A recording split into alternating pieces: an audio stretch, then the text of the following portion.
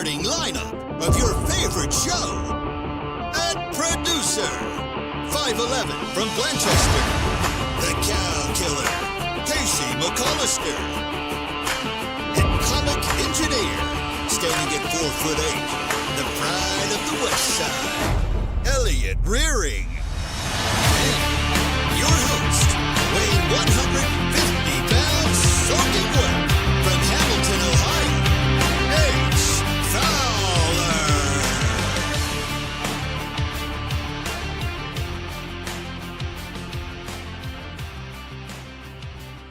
Go. Am I on line? Yeah. Casey? Trace. Am I online? Yes. I mean, I don't know. You leave the studio for a day, and this is what we got now. I mean, who knows what's going on? I got screens up here. One's got the now streaming on No Free Ads, Paramount Plus, but the Shy. No idea what that is. Well, it's a coming-of-age drama series. I have what used to be the program TV right in front of me that I guess is now who knows what. But we're live on the internet. This is Off the Bench, presented by, they probably don't want us to say, but United Dairy Farmers. We're finally back in studio. Wow. I was thinking to myself, we're back in studio. This is going to be nice. You know, we were dealing with internet problems out there at Clovernook. Shout out to Clovernook, by the way. It was great, fantastic. They just need better internet. Sometimes that happens in life. We've been there before. Shout out to Spectrum. If you have Spectrum, you need better internet. That's pretty much the moral of the story. That's a fact. But here's the thing. Coming in the studio, I was like, all right, great. We got Jeremiah over the weekend. I let him in, paid him a couple bucks. He cleaned the studio up. Reed's not happy with it. He likes the pigsty. And you know, Correct. I kind of understand that, you know, sometimes you do want the mess because then you just kind of walk in, you feel like you can't mess the place up. Now it does feel like if you leave a cup out somewhere, you're going to have a problem because you're the guy that made the mess. But here nor there, I'm like, you know, we're back in the studio. We're good. Now all of a sudden the go live button isn't showing up for Casey. He's freaking out. I can always tell when Casey's freaking out because he doesn't say a word. He doesn't say a single word. Not like, oh, you know, this is the problem. It's like pure mute. Now, here's the other thing. I don't know if we're live because he never said anything. He just staring at me like, hey, you're supposed to be live. I'm looking up the television, and the program has the graphic on it. But I think what happened, now that I've retracted and I'm explaining to you some inside baseball here on Off the Bench, is that actually he had the... And I said, I don't say he. That'd be the wrong thing. It's very easy to do. I don't want to throw anybody under the bus here because I'm a bigger man than that. But if I were to throw someone under the bus, I would say that the TVs were backwards. You know, we've been doing this show for like 2 years now, and the TV right in front of you usually is what's on air. I think they were backwards because, you know, it was a rush. We were in a rush. We'll blame YouTube, so we'll blame. That's I blame we're YouTube. going to blame. It's a good blame. YouTube just didn't have the go live button. It was just gone, That's disappeared. Yeah. Never seen that before. Speaking of blaming, though, before we get into sports, nobody does a better job of blaming everybody else but the actual problem than Cincinnati sports fans. That's true. Yeah, I've given up on it. I've given up on The season? No, maybe not. No, maybe. I've given up on trying to fight the rational versus unrational people because you just lose. Every time you just lose. We got half the fan base saying everything's fine, half the fan base saying fire David Bell. It's all David Bell's fault. David Bell's the reason the Reds stink. And I'm done arguing it. I don't want to argue it anymore. I watch the Reds. They're just not a very good team, and that's okay. Sometimes you're given winners. Sometimes you're given losers. Here in Cincinnati, we're given a whole hell of a lot more losers than winners, but we continue on nonetheless. Yeah, and speaking of which, he didn't say he wanted to talk about it, but for the topics of today, we have the headlines, of course, we'll get to in just a second. We have Bell and Benavidez. I think that's the one thing you said you just didn't want to talk about, but yeah, it is on the rundown. We're going to talk about it. It is on the rundown. NFL, they announced their opening game. So if it's the NFL, then we have to talk about it because that's the rules of the show. That's what the chat knows, and that's what we know. NBA playoffs. We actually we're turning in some association guys in here, it seems like. Maybe. A little bit. We don't know what we're talking about, but we're starting to get interested because they're playing defense now, as Elliot would say, in the playoffs. I think they play defense more times than not. Just, you know, like I said. That's what some say. Guys are just really good at basketball in the NBA, so, you know, good offense beats good defense. But and then we have Justin Kenner. He's going to join the show at the very last segment of the day, and he's going to do the show live from the studio today. He's got I don't want to tease it, or I don't want to ruin his thing, but he has a pretty cool guest on today. Yes, he does. He has a pretty cool guest on today. Reed. Hey! Luke's in the show for the first time. Welcome, Luke, by the way. I should have probably Thank done that probably from the get-go. But Appreciate it. we'll have some news on Luke in a minute. But I want to get to you, Reed. I didn't ask you on purpose because I saved things for this show. Okay. One thing that I've actually learned, Okay.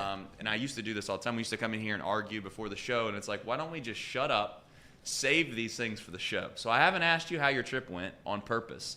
So I'll just ask you live on the air on 1410 Wing AM, by the way. Big time.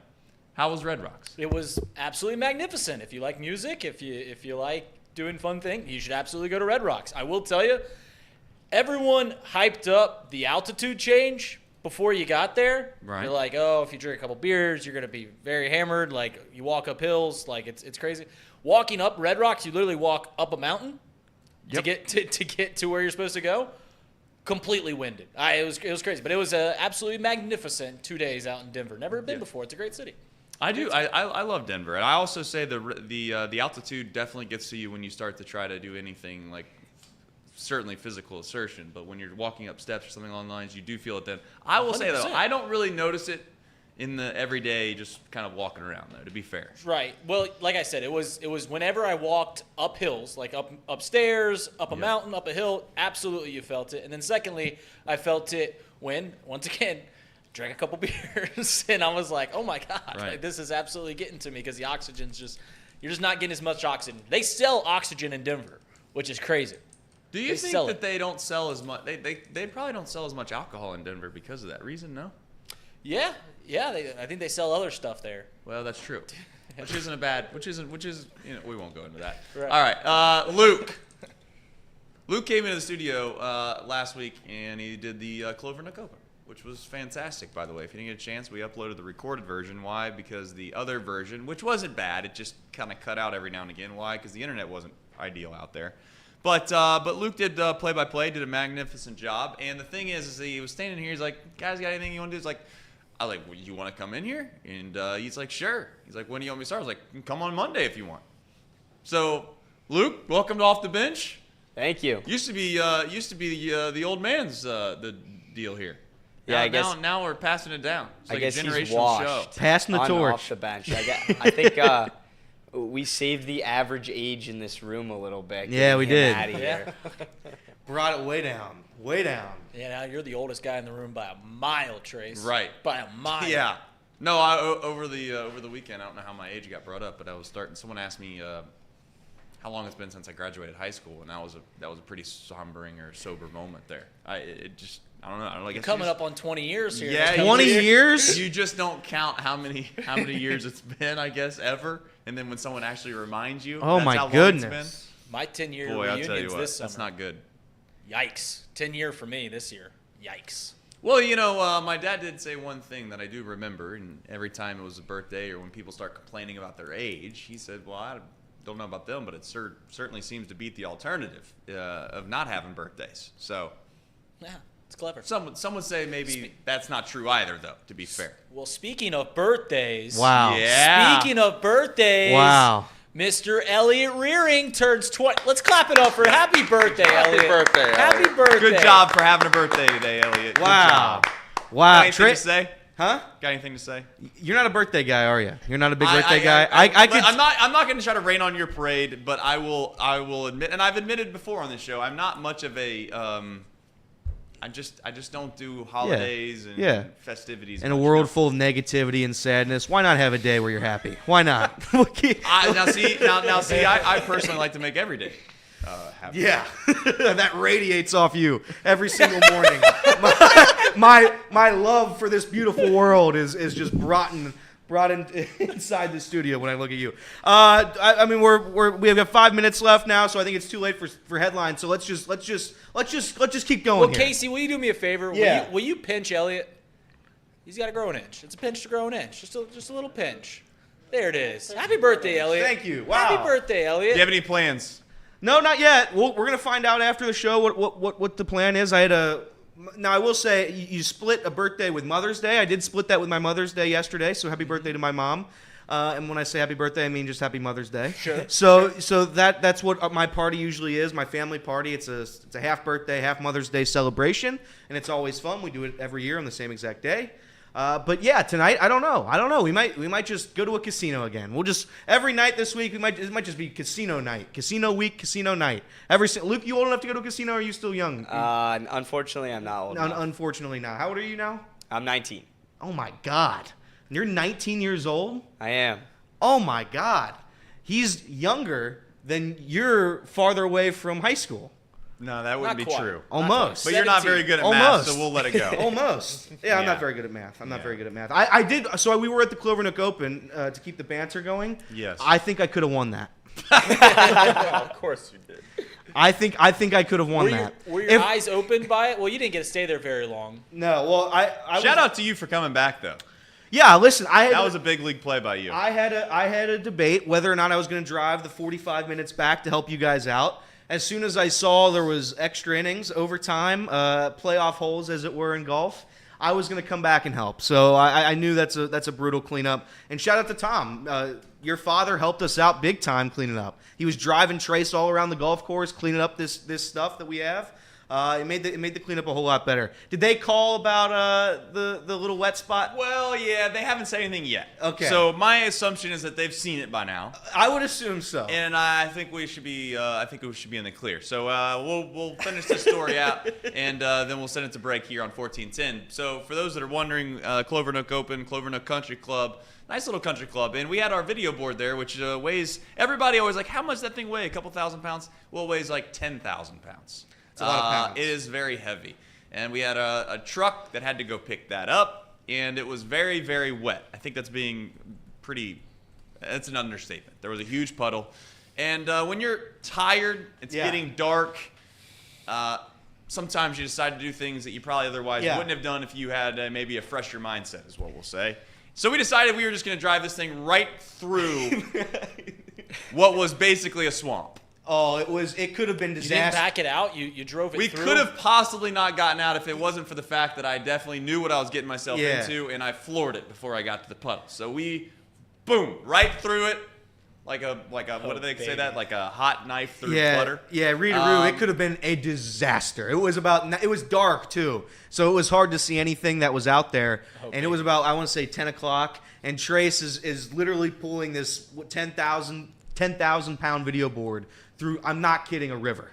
And he got through it. There was no hesitation whatsoever through that video board. It never got stuck once. Yep. So we went right through it. We made it to the parking lot. We turned back around. We got out. We kind of checked what we had done, and they got some rivets or divots or whatever term you'd like to use there. They Rivets. have some impressions right around That's the right. 18th green. You get free relief maybe at Clovernook for the next we'll call it 3 months Was it on before a they can hole? get that thing figured out. What's Was- that? Was it on a hole? No. It was off to the side. just- we yeah. were very Okay. mindful of where we were at. Okay, I don't want anybody that thinks that we were being very, very disrespectful. We weren't. All right, when we come back, we'll talk about Elliot's favorite thing. Since it's his birthday, we're going to talk about David Bell and I don't even know his first name, but Freddie. Benavidez. Freddie. Shout out to Freddie yesterday. Boy, oh boy, did he make a run for Manager of the Year. All right, we'll be back right after this on 1410 Wing AM.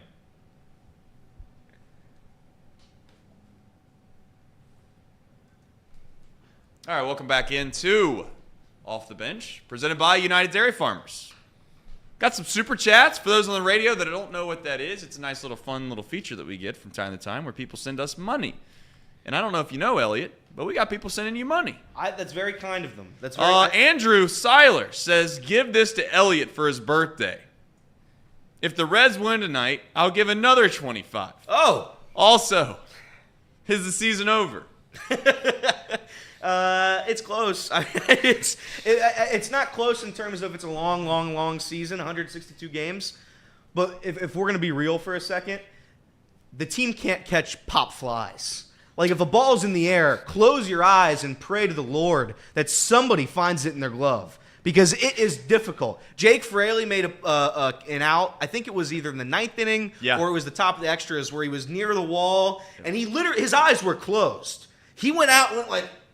And I swear to God, when he came up with it, he was like, what? I caught that? It was just a routine fly ball. And these guys have no idea what they're doing. I can't count on them to play defense. I can't count on them to play or to get on base. to get hits. You can't count on him to run the bases. So at the end of the day, how long are we just going to sit here and say, oh, it's a good team. This is a good team. They're going to figure it out eventually. If you can't catch a baseball on a fly routine pop-up, I have a hard time believing you're going to have a successful, fruitful season. Clearly, the expectations were too high for this team. Clearly, this fan base got sucked in by a 12-game winning streak. Shout out to David Bell. That's why he got extended.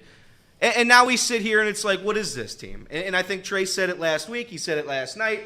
They're not a very good team, and that's okay. Listen, we're still in the middle of our rebuild. The prospect thing, turns out it takes a little bit of time. You don't get lucky and every prospect just turns out like golden sunshine. It's not how the world works. And you're seeing it this year. TJ Friedel, they announced on air that, hey, listen, the X-ray was negative. We're going to get our guy back. And then what, 3 innings later? Oh, turns out we lied again about the X-ray. It was inconclusive. We'll see that guy in August. August at the earliest. Probably never, honestly. He might be done for the year. Shout out to TJ Friedel. And again, I'm not going to sit here and rant too much because they are who we think we are. They are who we think they are. That's what this team is. And at the end of the day, you can only blame bad luck and injuries so long. They're just not good enough. And it sucks to say, but when I watch this team, I don't even get joy out of it anymore.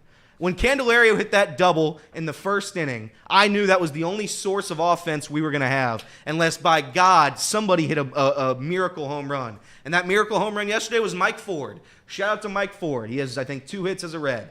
Big 2 hits. And again, erect the statue of him, please, as he saves this team. I'm just trying to get through it. If they can get out of this season with 75 wins, I'll say, hey, you know what? Good try, guys, and we'll go on to next year, where we will lose again. Boy, I tell you what, for a guy that has his birthday all planned out today, you are 513 day of optimism. 513 day. Some are asking, is that why you have E-Train 513? Is that the 513 or? That's correct. That's my birthday. So gotcha. E-Train 513. That's right. So I was born on 513 day. Look at all my championships that I've won. Look at all of them. How many have you won? 0. And the Reds have I sent this graphic to Casey. We can show it later in the show. I thought it was fun.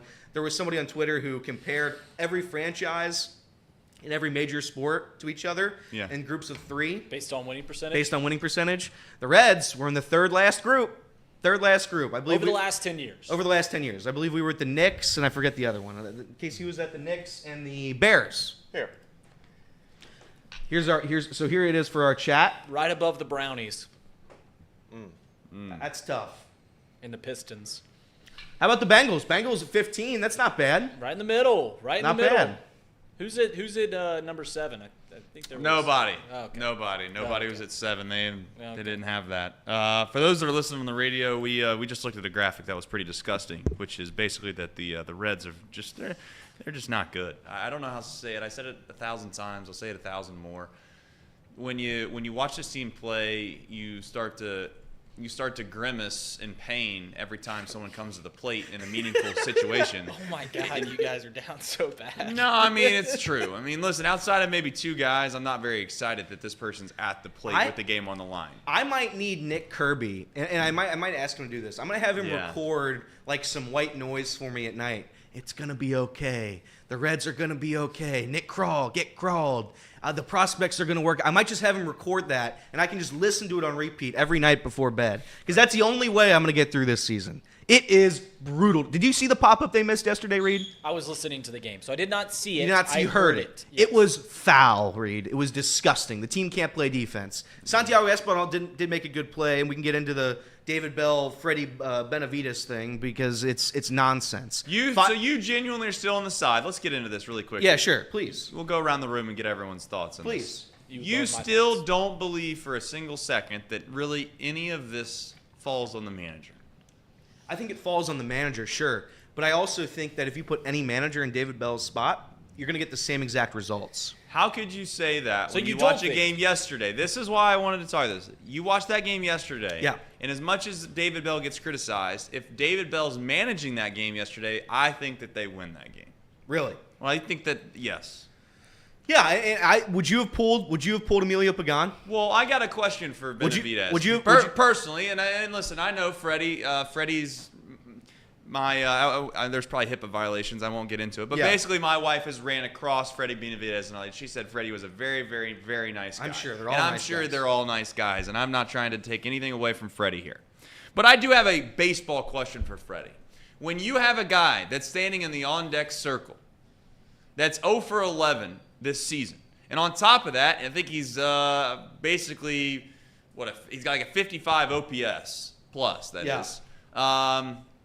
Throughout his major league career. He's standing in the on-deck circle. The winning run's at second base. You have an open base at first base. Sure. In what world was Emilio Pagan not supposed to walk the guy to allow them to take the open base? And then on top of that, after he walks the guy, by the way, he's already gotten 2 outs. Yep. You take him out to bring in a guy named Lucas Sims, who hasn't gotten anybody out in a meaningful moment this season. I didn't understand it whatsoever, and it wasn't like a walk that was like a 4-pitch, uncompetitive. It was a full count, like 7-pitch walk, and it's like he was right there. The last pitch wasn't good enough.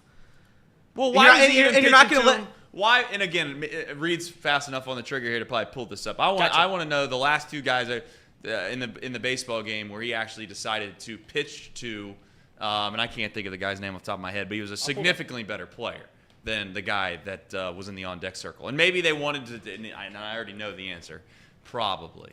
They wanted to make sure that guy was going to lead off the next inning when they inevitably were going to hopefully score a run and have to So you're find a way talking to win the game. You're talking about who hit before Casey Schmidt? Who they walk. Well, They walked Blake Sable.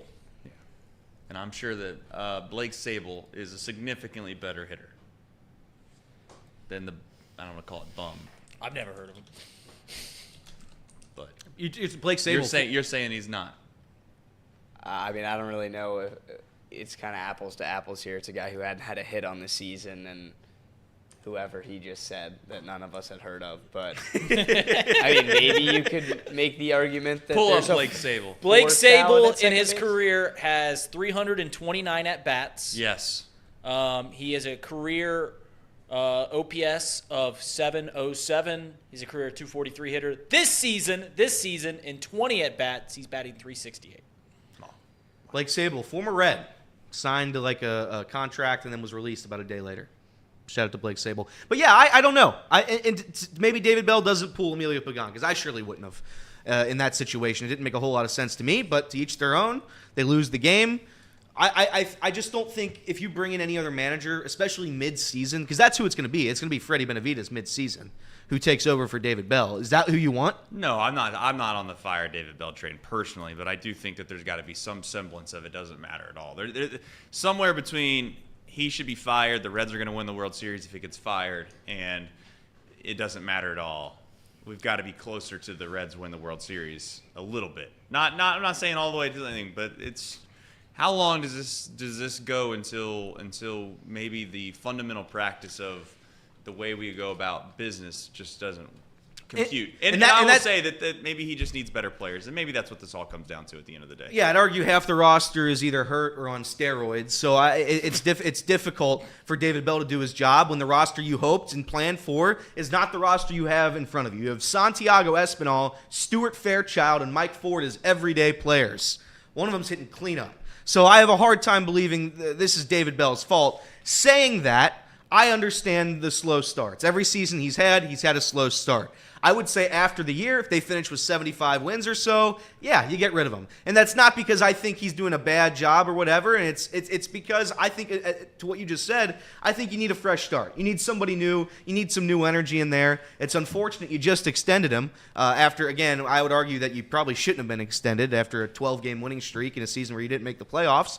But to each their own. To each their own. I'm not a fire David Bell guy, but if you want to fire him, I'm not opposed to it. Just wait until the season's over, because nothing good is gonna come from him getting fired mid-season. That's my whole point. What does it take? We'll go around the room and maybe we'll say a number. How many losses does it take for him to actually lose his job? I mean, if he loses under 70 games, I have a hard time believing he's retaining that job. Wins under 70 games. Wins under I 70 said games. loses. How many losses do they have to have? That would be 90. 92. You think if they lose more than 92 games this year, he's fired? Yeah, I do. Okay. Reed. I would hold the same sentiment. I think it's an outside perspective. I just because there's a lot of it might not be his fault, but you're not going to get rid of the players. You're not going to get rid of Nick Kroll. So something needs to change, and the most easiest thing is to change. This is what LeBron does every season. They don't make the championship, and he's like, all right, who's our head coach? What's his name? I don't even know, but we're going to fire him, and we'll bring in Luke Walton back, or whoever LeBron's going to bring up next. Because in my opinion, I don't think they matter as much as some people believe they do. And that's what I'll never have my opinion changed on that. I just don't think I think David Bell's decisions are made by computers, all of them, and maybe that's not what you want. What's your opinion on managers? I agree with Elliott's original point. Take the firing aside. I mean, if you hit like 212 as a team, I don't really know how drastic the manager's going to improve that. However, when an entire team is hitting as poor as they are, I'm not sure how good the culture could possibly be. But at the same time, you're 40 games into a season, and this is a team that won 12 in a row last year when they were supposed to be no good in the first place, which gave anybody a glimpse of hope coming into this year. That's why we're saying it's a terrible point that they're at. And they started, 14-10 and playing good baseball, but the numbers still weren't good. It was clutch hitting, good base running, and it felt like the things that aren't going their way now were going their way. Pretty much everything to get well above 500 like that. So at the end of the day, I'm not really surprised that, they're 6 games under 500. But at the same time, to Elliott's point, if you're going to talk about a manager decision, I'm totally with Elliot. I think you either fire David Bell within the next month and hope that it's kind of like a kickstart, kind of like what the Phillies did when they fired Girardi, where it's like, this isn't going well. Like, let's try and save the season and get like that new manager, fresh face momentum.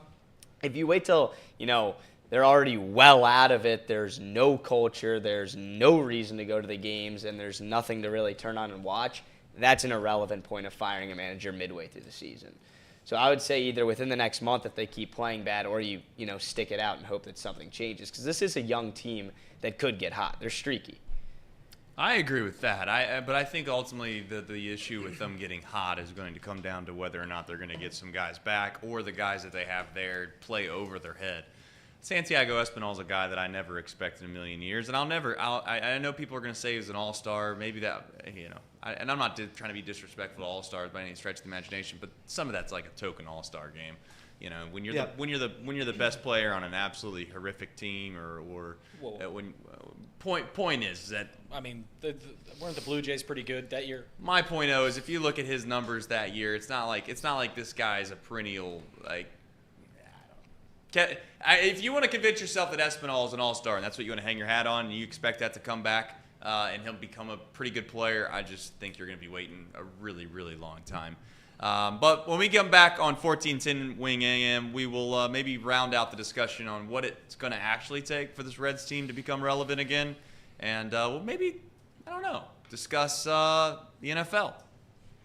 Because that's always a topic of conversation. On this show. That and more on 1410 Wing AM.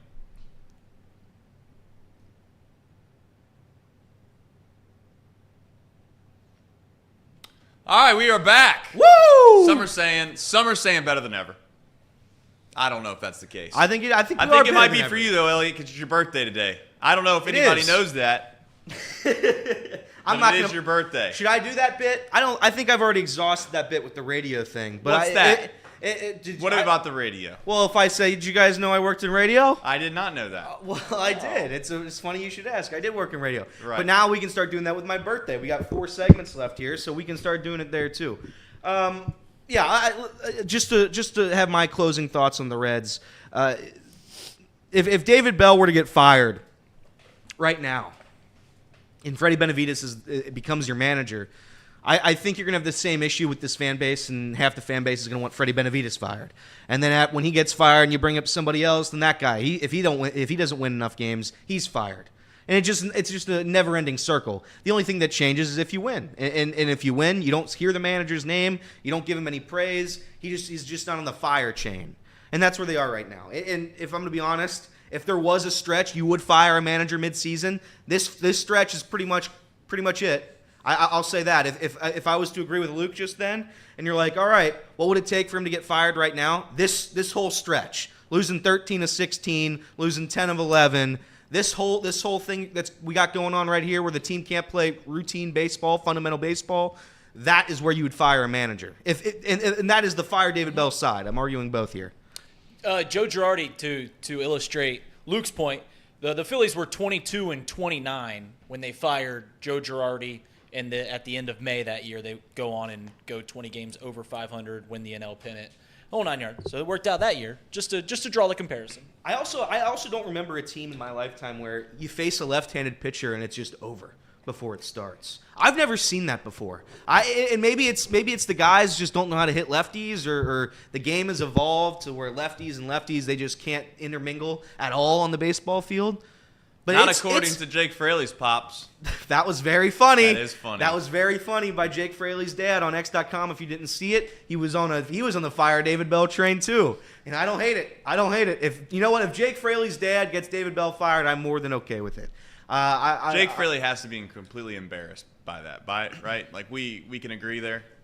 Maybe I don't. Maybe that's what's happening in the clubhouse right now, and I don't see it. Maybe there's some bad vibes, some bad culture. Winning fixes everything.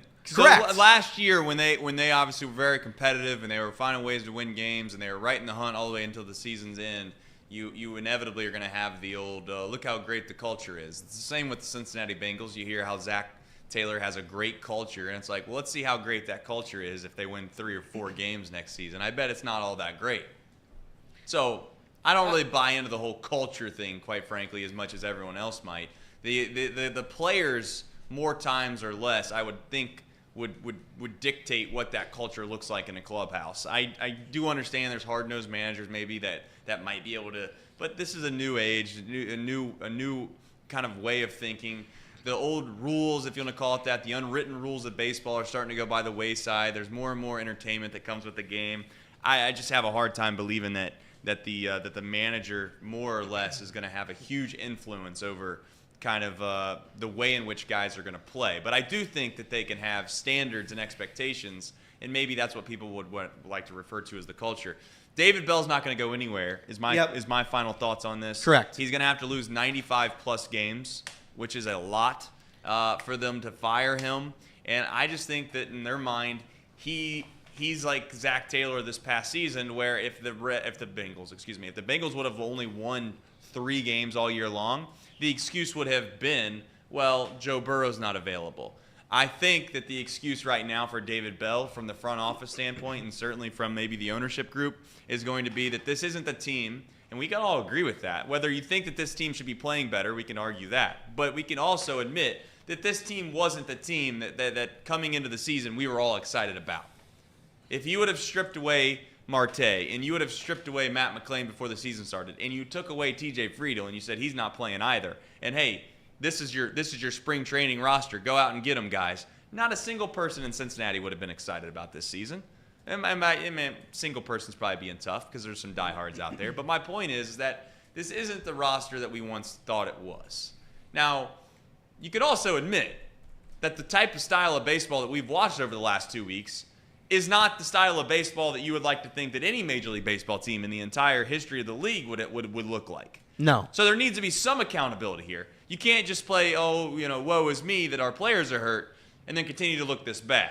Yeah, it's not even if they were losing 4-2 every night, 5-2, 6-2, and it's just like there's a little bit of fight, not much, but you're making the routine plays. You're fielding ground balls. If a ball's hit in the air, somebody's calling somebody off, and somebody's making a catch. If you're stealing bases at a decent percentage and making sure somebody catches it before you tag up and go, if you do all the basic things right and you're losing these games, I'm somewhat more okay with it. I'm not okay with it, but I'm more okay with it than I am right now.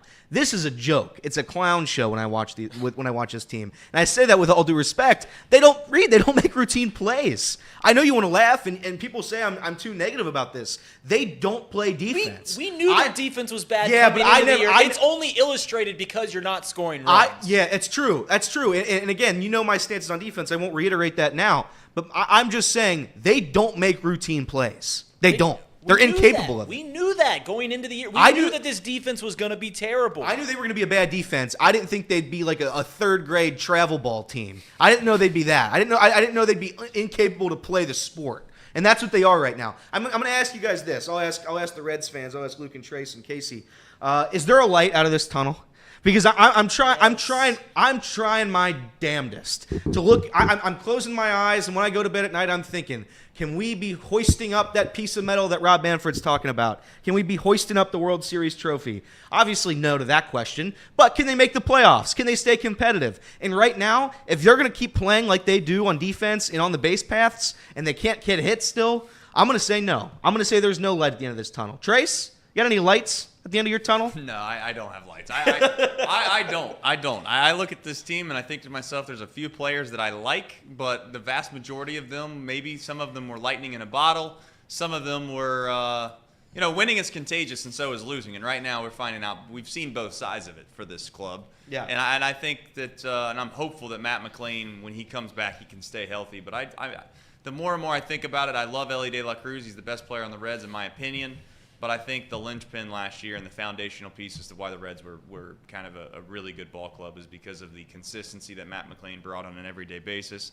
And then you add in the fact that every so often you got hot. Will Benson got hot for a significant amount of time. That's not happened. So, no, there's no light. There genuinely isn't light, in my opinion. There's not light. And if you're expecting to make the playoffs, no light. Listen, this is an outsider's perspective, I guess. Yeah. And one is that every team goes through a stretch where it feels like you cannot win a game. And every team goes through a stretch where it feels like it doesn't matter what you do, you can't get beat. You can be down 3 runs in the 9th inning and a miracle four-run rally happens. That happens both sides. You're obviously in the former, not the latter at the current moment. And maybe this team isn't very good, but they're also not as bad as they're playing right now. And I think we can all agree on that. All the things that you are complaining about are just highlighted by the fact that you are losing games, right? Oh, it's the defense's fault this time. Oh, it's the offense. That happens over a losing streak. It puts everything under a magnifying glass. The Reds are not as bad as they're playing right now. They've got too much talent. They've got too much talent. Now, you say that, yeah, and I'll let Luke we'll let Luke go, but I want to come back to what you just said. Okay. I think it's unfathomable to at least me. I mean, not my debut on the show, but not when I came on and got interviewed, just talking. It's very unrealistic to say that a team has no light as a young team when they're 6 games under 500 Correct. at the 40-game mark. When, to my point, the last time I talked, they won 12 in a row last year when they were actually that bad the entire Correct. year. And some of the fun about being a fan of the Reds, which Elliot was talking about, where you're so used to the losing, is, hey, if this team goes and takes 2 of 3 or 3 of 4 in their next 3 or 4 series, or that happens at some point, and they're right back around 500, then we're looking at 4 games back, 5 games back, 3 games back, and that's the fun of being, kind of a lower half of the MLB fan, because then you get excited about something. I remember some of those huge series the Reds would have years ago against the Cubs, and divisional opponents would come in and they would fill up Great American Ballpark randomly, because no one's going, tonight or on a weeknight. But this team wins a couple in a row. There's absolutely at least not light all the way at the end of the tunnel, and I'm not saying they're going to make the playoffs, but there may be a torch on your way through the tunnel. I agree with you. I think last season, winning some of those series, sweeping some of those series, getting on that 12-game winning streak,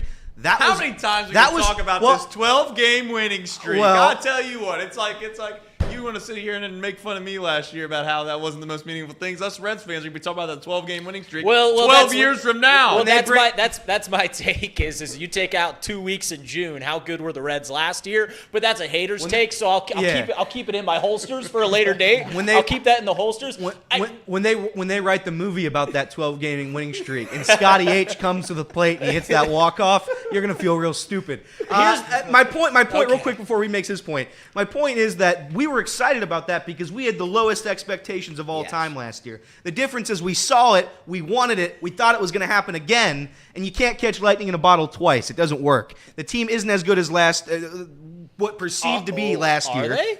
perceived to be when you won 12 in a row and they were fighting for a playoff spot. I don't think it's that team. You're losing half the guys to injury. You're losing half the guys to steroids. Just one guy, but I'm going to say half the guys. But that's my point. We had too high of expectations, and now every loss is just you're just hammering the nail. You're just killing us slowly every time we lose a series because we thought we were going to be better. Something that was said on Chatterbox Reds last night because I watched and it was great content. Good job, Trace and Nick. One thing that Nick said that is true. The hardest thing to judge in Major League Baseball is how a team performs in one-run baseball games. It's some years, the Marlins last year were like 12 games over 500 in one-run games, which is the reason that they made the postseason. That flips, and normally they do, right? It all evens out. Last year the Reds were good in one-run games. This year they're what, 1-8? Yeah. 1-9? They go 500 in those, and they're at a 500 ball team right now. Like water will find its level at some point when it comes to these one-run games. Like it will even out. And I thought that was pretty good perspective from Nick last night. One thing too is the losing streak that they've been on, or just the 11 games that they've lost in the last 12 or whatever. 5 of those have been the one-run games. So it's not like. Yeah, but that's the other part of it, Casey, where last year No, the Reds I'm were not gonna- insanely good on one-run games. And water's always going to find its level. I don't know if I can blame that. I can't blame, they almost had it. They almost had it. When you lose 13-16, you almost had it isn't good enough. We were there. We were almost there. And it just doesn't work for me. And I know last year we had the benefit of the doubt. You win all those one-run games, but you're seeing it this year, and it's just I don't know. I don't know how close they are. I don't know. I don't think does Matt McClain and MLB Marte, if they came in right now, do our problems get solved? It helps, no doubt. It helps. But are our problems solved? Can they learn how to run the bases? Can they play routine defense? I don't know, and that's what I'm worried about. Yeah, I mean, I don't disagree with you. They need to start cutting nuts at nut cutting time, right? I said that on one of the Reds shows when we were driving back home. They just need to play better when it matters, right? Sure. And this is a whole different outlook. I mean, if you flip those results on those one-run games, they're almost a 500 team, one game back. Yeah, So I think they'd be above 500 if they won them all. but here's the thing. I hate to be a sour here, but this Reds pitching staff, the starting staff, I don't know if you noticed, but they've been throwing the hell out of the baseball. Yeah, they have. So best of luck doing that for the rest of the season. You know, some of this stuff isn't sustainable that they've been doing. This bullpen has been really, really, really good for most of the season. Are we going to expect that to be the same? I don't know. Maybe it will.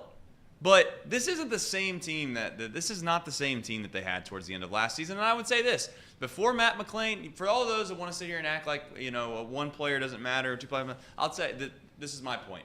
Before Matt McClain got the Cincinnati Reds last year, they were god-awful. Matt McClain got there in Colorado. They started playing better baseball. Ellie De La Cruz comes up. Shout out to him. I don't want to leave him out. But they get really hot. They win 12 games that everyone's going to talk about for the next 12 years. And then guess what? Matt McClain gets hurt last year, and the wheels fall off. I don't think it's rocket science. I do think that there's some semblance of truth that Matt McClain and Noelve Marte not being there, and CES being an absolute bust, TJ Friedel not being there, Will Benson being an absolute bust, Jonathan India having to play second base every single day. Yeah, that matters. Because I just named half the roster. Yeah. And I guess the biggest question point is, like you had said, they got a lot of talent. I don't know if they do. We sit here and we try to convince ourselves that we do. But how many of these guys are actually really good Major League Baseball players? I'm not trying to be, like I said, a Debbie Downer here on Elliots' birthday. Shout out 513 Day. But it's like, Stevenson, okay, average catcher. First base, no show. Second base, no show. Shortstop, about coming up on 1 year in Major League Baseball, and by all stretch of the imagination, he looks like genuinely the best player that the Reds are probably going to have, maybe in certainly my kid's lifetime. Might not be the case, but it certainly looks like Ellie De La Cruz might live up to the hype. Then you go to third base, no show. Left field, Spencer Steer, not a very good outfielder, but he's been a pretty good serviceable hitter. Yep. Would be nice to put him at DH. Why? Because we don't have a DH.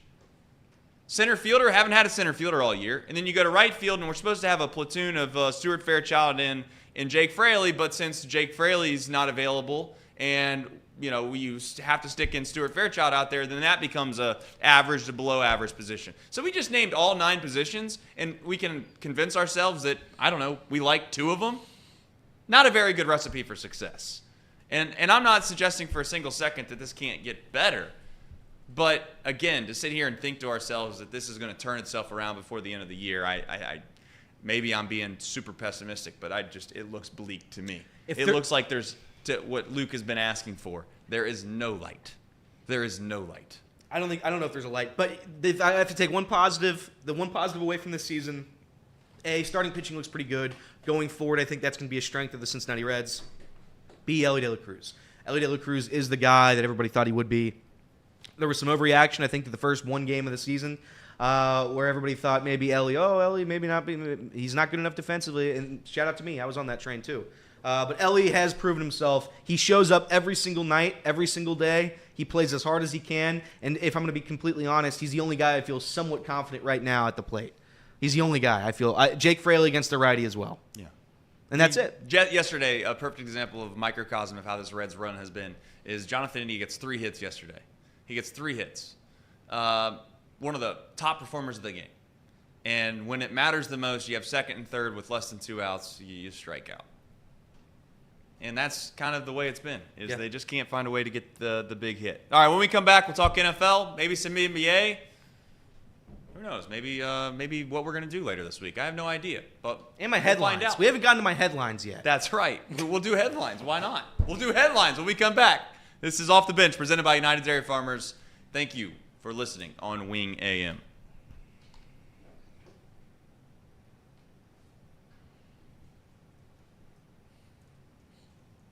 Now, there's days like today where I wonder how we get to where we're at. We're on the radio. I look down. I'm looking at the stand that this microphone's on. Yeah. Yeah. And I think to myself, where did this stand come from?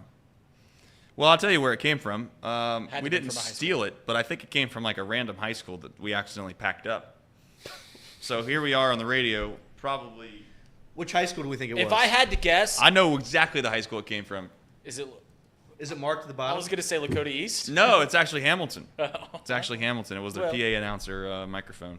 Well, Somebody shout out to us. packed it up. So shout out to us for accidentally taking it. I'm not going to say stealing because that would You will be not say the stealing because you'll give it inappropriate back. Term. If they ask for it, If they'll they give ask it back. for it, we'd give it back. Is Yeah. that your definition of stealing? By the way, is it if you accidentally take something or you take something Yeah, I and you think if realize they you're want- taking it? Yeah, well, If you don't give it back, it's not stealing because you'd be Yeah. willing to give it back if they ask for it. Correct. Like if I take something and they don't notice it ever, it's not Gotcha. really stealing, right? They didn't miss it. Right. But Let's go outside and just start taking a bunch of cars and then just tell the police officers, no problem, officer. If you guys want it back, here it is. Yeah. I'm not going to fight anybody here. I'm not a violent criminal. I'll just take your things from you. That's what that was. Can we do some headlines? Headlines! I didn't get to do my headlines today, and I'm really sad. Please. It's everybody's favorite time filler. So here we go.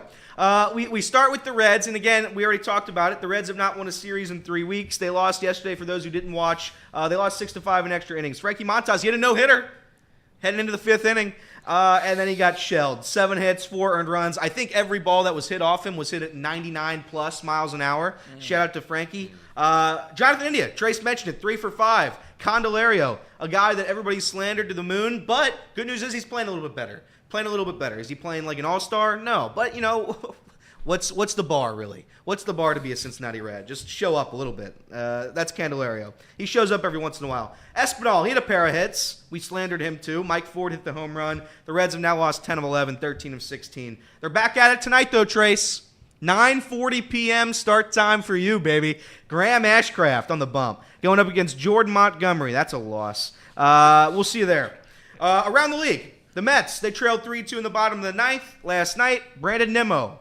He was the hero. Walked it off. 2-run blast for the Mets. I only mentioned that because I had money on the Braves. Shout out to Jonathan India's dad. Disgusting loss by me. Huh? I said shout out to Jonathan India's dad. He had a great day. You had a great day. Yeah, his son got 3 hits. Could care less if the Reds win or lose, I'm sure. Yeah. But the Mets won. Yeah.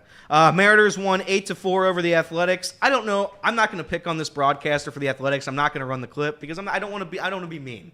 The broadcaster for the Athletics, some of those calls, Trace, I don't know if you've seen them. Horrible. We'll watch it after the show. We'll watch it after the show. Padres, they shut out the Dodgers 4-0. The Royals are 25-17. Is that right? The Royals are They're 25. really good, yeah. Yeah, they're good. They beat the Angels 4-2 yesterday. Seth Lugo, by the way, it has like a 1.6 ERA. I'm pretty sure. Watch Cole Raggins. Cole Raggins. He's good.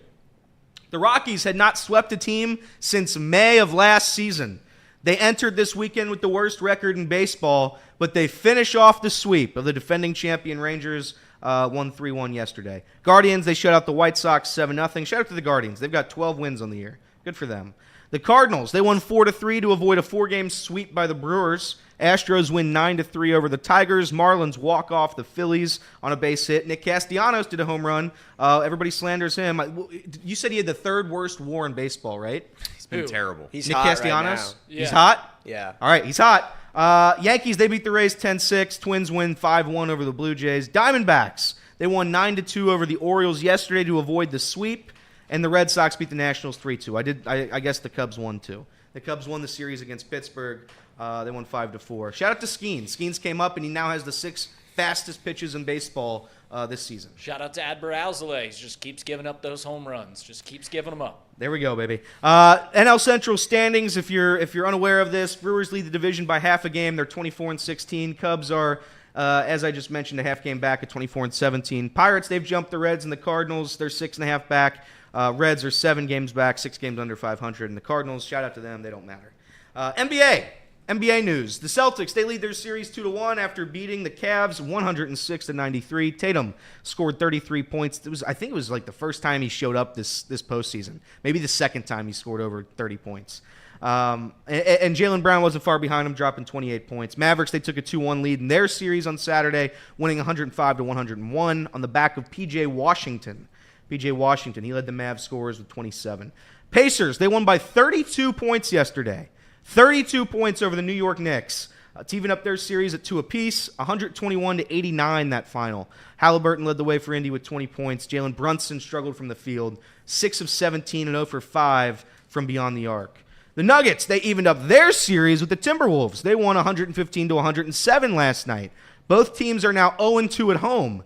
Jokic dropped 35 points, 7 boards, 7 assists. Aaron Gordon added 27 points as well. Anthony Edwards did all he could. He scored 44 points, but nobody else helped him. The Pistons, they tried their best to lose every single game this season, and they were really good at it. They still finished 5th in the lottery. 5th. That's brutal. What are the odds on that, Reed? I don't know. I know that the Hawks, who got the first, they had a 3% chance of getting the first overall pick. It's not a good draft to have the first overall pick. But yeah. NHL Canucks last night, they lead their series 2-1 over the Orioles. They won 4-3. Panthers lead 3-1 in their series against the Bruins. The Bruins blew a 2-0 goal lead last night. MLS, Casey, this is your daily MLS segment. Hell is real. FC Cincinnati, they won 2-1 over the Crew in Columbus. It was 0-0 heading into the 74th minute before Kevin Kelsey scored the go-ahead goal. Acosta scored a goal 2 minutes later. They won 2-1 over the Crew. I think the first time ever they've won in Columbus. I don't know if it's the first time ever, but it's been a long time. Yeah. It's been a long time, and they pretty much dominated that game from start to finish. They made it a little interesting towards the end when Columbus Crew scored. I can't remember what minute it was. I think they scored in like the last It was like the 90th, minutes, yeah. right? Or like 89th or 90th or something like that. But this team finally has a guy that they can kind of develop, a young guy that's been pretty good at other levels of play, and now he's here with us. Kevin Kelsey, I think is what his name is. Yep, Kevin Kelsey. He looked really good on Saturday, and they basically he was a really good distraction for Acosta. He had a really nice play to score 2 minutes after his goal. Yeah. FC really seems to like capitalize on that. Like they just seem to always capitalize on their goal afterwards. I've done that like 3 or 4 times this season where they just score right away after that first goal. So that's something to look at. Maybe They said forward. Acosta was a little banged up heading into that game. I thought he maybe wasn't going to play. Yeah, he was always going to play. He was always going to play. Yeah, he's a tough dude. Well, just making sure. So shout out to FC Cincinnati. What do we know where they are in the standings? I should have looked. They are second on the table. They we go. are 3 points behind Miami. 3 points behind Miami. Is Messi going to win the Golden Boot? I don't know, maybe. It's too early to tell. Too early to tell, indeed. There's 14 months left in that regular season, so we'll see you guys next December. Listen, that's FCC, and that's your headlines, Trace. Oh, also, Rory won some meaningless golf event. He always shows up for the meaningless ones. Not a meaningless one. Wells Fargo's not meaningless. It's an elevated event. That's a $20 million purse, Elliot. How do you not know that, Elliot? I should have known it was an That was elevated so event. silly I of should you. have known it was Okay, an but elevated. I understand where you're coming from. Of the non-majors, they do seem meaningless. Will you agree that Shane Lowry carried him in that doubles event they were in? Oh, in the Zurich? Yeah. Were you? I didn't watch it too much. I know that Rory carried that karaoke after. Did you see that video? No. They won and they started doing karaoke and. Oh, I did see that. I did see that forget video. what song it was, but I mean now I sound like an idiot saying I forget the song, but Shane Lowry didn't know a word to this. I don't know the name of it, but we know I guess Was it Shane Sweet It was an American culture song. I Was don't it Sweet remember what Caroline? Was it I mean, Sweet? granted, Which you know, one was he it? is. Yeah, it might have been Sweet Caroline. I think he's Irish, or from Ireland, and Rory is from Northern Ireland. But Rory knew every word, and Shane was just standing there looking around. He had no clue, You're a Rory guy, right? not at all. You're not a Rory guy. No. Hates Oh, good. How do you not know that either? I should have known that one. I should No, have I known don't Luke know was a how you Rory know guy. I think that, I'm going to but- turn into a Rory guy just because you despise him. I don't despise Rory. I'm tired of his shtick. I don't like Rory's What shtick. shtick Yeah, are I we don't. That's talking what about I again? don't like. I don't about like him trying to be the hero of the PGA Tour. I don't Well, I like think that. he backed off that. He did back He did. off it, but once you make this, I still don't like Bryson, and Bryson was the roided up weirdo guy, Yeah. and he's not necessarily that anymore. Right. But I still have that perception of him, and I'll keep it. Gotcha. So first impressions matter to you. Yeah, that's right. Big time. That's right. For those that are wondering, you can go watch the Atlanta United play at FC Cincinnati on Wednesday. And where can you find tickets? You can find them on the Game Time app. You can download the Game Time app and use the code OTB. You get $20 off your first purchase. Terms do apply, though. Just so you know. Terms do apply. Terms do apply. Now I'm looking at some tickets right now, guys. I got the all-in pricing tab pulled up. You know how I like that because I don't Yeah. want to be fooled at the checkout. Yeah. And $44. I can go all in. I'm sitting row 4, or I can go $50 and I'm in row 2. Lower level, by the way. How about that? So I feel like now's the time. I've been saying it. I'm like, you know what? I'm gonna go check out this FC thing. My only ask, now that you always think I always find a way out. I always find a way out of oh, that's why I didn't go. It has nothing to do with soccer, of course. It has everything to do with other things. With football? Is the atmosphere that I've been told about. I've been told that this is an electric atmosphere. It's excellent. It's fantastic. Of course it is. Am I going to get that, though, on a midweek game against the Atlanta United, who I think are good, or at least they used to be good? I know they just won the MLS championship basically 4 years ago, which was only 2 seasons ago, according to Elliot. They're in the bottom half of the table as of right now. Tough. They did just lose their all-star defender to us. Oh, really? So it's a Yeah. revenge game for the United. It is a revenge game. So quickly, I guess my question is am I going to miss out on the atmosphere? Is this going to be like a little midweek baseball game where they say the It'll be attendance is packed. 22,000, but there's really only 1,000 people in the stands? Yeah. Trace, they sell out every game. Well, I don't care if they sell it out. The Dayton Dragons sell it every game too, and I don't know if you've been there lately, but it doesn't look like it. I promise Just because you, the corporate sponsors pay for all the tickets doesn't mean it's Yeah. a sellout. Yeah. Shout out to the Dragons, by the way, 1410 Wang AM. That was no disrespect. Great ballpark. FC fans, they're diehard fans. You'll get the same. So you're atmosphere. saying I'm going to get the same atmosphere on Wednesday? I can judge it just as if it was on a Saturday night that Elliot has better things to do. Correct. All right, And I'm maybe gonna that'll go then. impress you even more. I'm 'cause going to go. Yeah, I'm also thinking about going to because why not? It's just money. I'm also thinking about going to the PGA Championship because Really? Where's that? it is in Valhalla, Valhalla. Louisville. Speaking of which, how do you say Louisville? Louisville? Louisville. Louisville? I'm a Louisville. Louisville guy, and I know that's wrong. How Say do the locals say it? How do you say it, Reed? I say Louisville. Louisville. So we got he Louisville. Yeah, I just say it how I want to say it. You can correct me What if do you I'm saying it wrong. Yeah, I'm Louisville. going to call it Louisville. I call it Louisville. Louisville. All right. I think we all say it wrong to the locals. But I say Louisville as well because it's just easier for me to say it like that. But I do know it's supposed to be like Louisville. Like you're almost like got marbles in your mouth or something along those lines. But anyways, I was thinking about going to that. And the reason for that is because I had read last night, I was looking at the tickets, and I immediately thought, a little too pricey for me. And I like watching golf on TV anyway, so to be honest, it wasn't worth it. But then I seen that there was a junior admission policy from the PGA Championship. And if you have an adult ticket, you can get 2 folks under the age of 15 in for free. Ooh. That's value. So now I'm considering it. We'll see. What day would you go? What day would I go? That's the question of the day. I feel like you wouldn't want to go Sunday. What day should I go?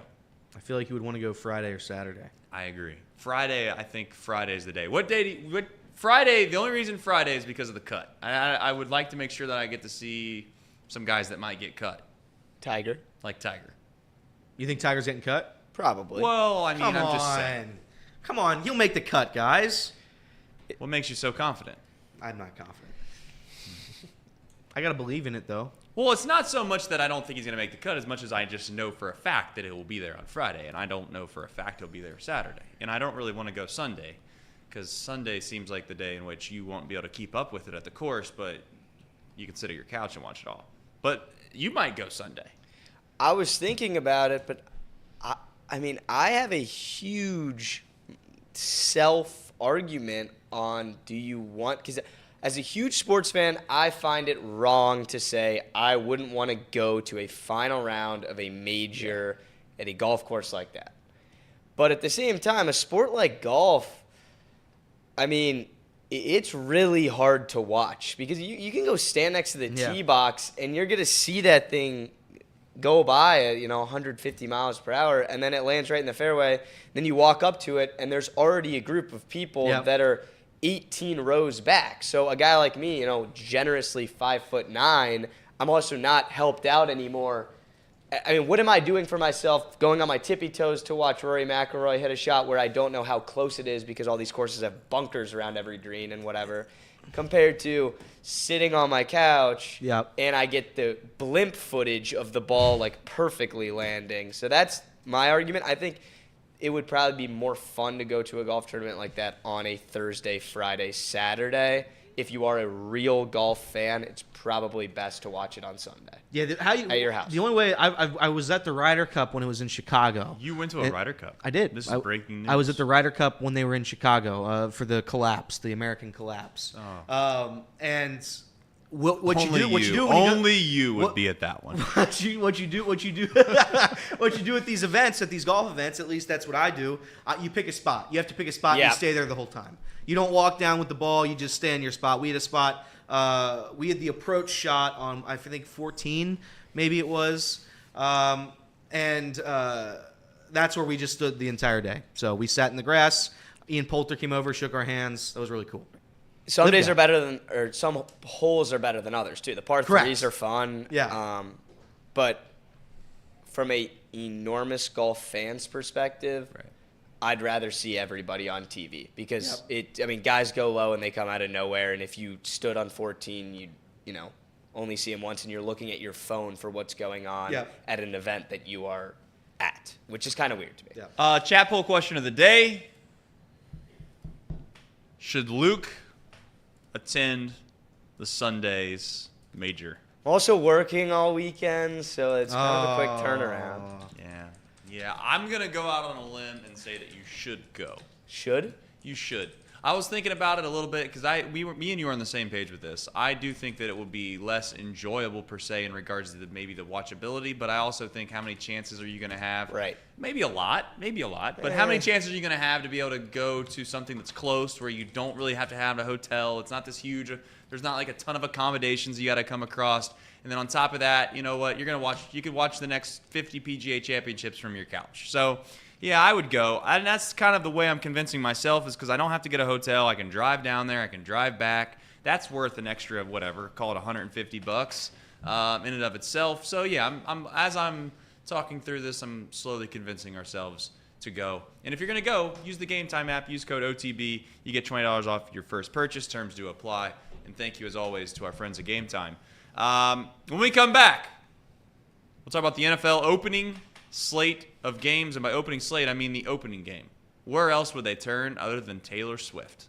We'll talk about it right after this on 1410 Wing AM.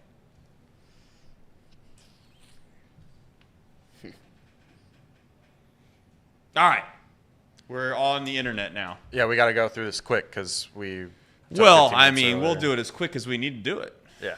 So, that being said, the Reds, Bengals, FC, Yep. all the other this one? Cincinnati- Cyclones. Don't forget the Cyclones. Cyclones. Yeah, Cyclones. All those favorite teams on the radio. Bearcats? It's all brought to you by the Bearcats. Musketeers. No. Not so much Musketeers. Brought to you by Encore Y'alls. Technologies. Encore Technologies Elder provides Panthers. IT solutions for a data center Dragons. world with the suite services from mobile computing to desktop to data center, supporting most centralized work-from-home Cincinnati computing Steam. modules to improve efficiency and Actually, Luke, you say it. What's up? Say productivity. Productivity. There you go. there we go. Path innovation begins right here. Visit Where? encore.tech. Path innovation begins right here. Where? Right here. Okay. Encore. Visit encore.tech. Just want to make sure. Yeah. And let me tell you about this lovely bottle of water. Right here. Pawnee Water. Made right here in Hamilton, Ohio. You This told is us we were natural getting lime- restocked on these. Yeah. Yeah, we were. I Haven't don't know. seen I don't know what happened. Haven't seen them. Don't know what happened there. But Pawnee Water, right here in Hamilton, Ohio. Natural limestone filtration. Better than all the artificial Red Hawks. processing that you get from all the other brands. So visit Pawnee Water, PAHHNI water.com so we can buy this great tasting water. Love the pH level of it. And Because it's we Monday. because it's Monday. We got our It's Monday. game time I app. just did the game time promo. I know, but I feel like we should do it again. I feel like we should do it again with the Don't graphic. worry. We already did it one time. I'm just gonna throw it up there so people can see it. Perfect. Use code OTB for $20 off your first purchase. Terms apply. Redeem code OTB for $20 off your first purchase. Very nice job, Casey. Casey, I'm glad that you're still supporting the Red Legs, by the way. Yeah, it's Yeah. good. No, You're fighting the fight, man. I'm trying. I don't blame you. They'll be okay. I try to be positive. I like how You say it'll be okay. Yeah, no, here's what's going on right now with Reed. You know, he sees what's going on. He knows they're buried. He knows they're does know. dead. And he's just trying to be They had the the guy. same record that they had last year. at Oh this time. yeah, they also didn't have anybody coming up last year. They had Ellie De La Cruz. If we got another Ellie De La Cruz on the way? Got another Matt McClain, Even maybe? better. You've already got them. Hey, you don't have to wait. Now you, That's a spin zone. now you can just hit. That's a pretty great. good spin. TJ Friedel, he'll come back in July. Right. And we'll have Matt McClain No back in problem. August. No problem. Good for Matt McClain. We saw him on the We broadcast don't this have Joey weekend. Votto. That's your new thing on Twitter, I see. That is good. Oh my And I like that golly. one. That's a good one. It's awesome when I do the trolls. How many people take me seriously? They're like, it would cost $20 million to bring back Joey Votto. That would have been dumb. And I just be like, I don't know. He's a Hall of Famer. I would have brought him back. Can't be worse than what they're doing now. It's a pretty good take. I think it's funny, actually. By the way, shout out to you on the live stream last night on the chat. That was all time funny moment. That made me like genuinely laugh, in a time in which I wasn't in a laughing mood. So shout out to Reed for being funny.